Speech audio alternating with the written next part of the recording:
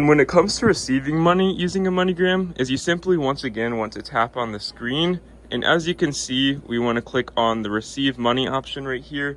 And doing so, it'll bring you to the screen like so, where you're going to enter in your phone number, not the receiver's. And you enter in your company's name or the receive code on the screen right here. It's likely going to be a bunch of letters and numbers just for ultra security. And doing so will allow you to actually continue proceeding, putting in your information into this machine and complete the transaction, getting the money from wherever someone sent it to.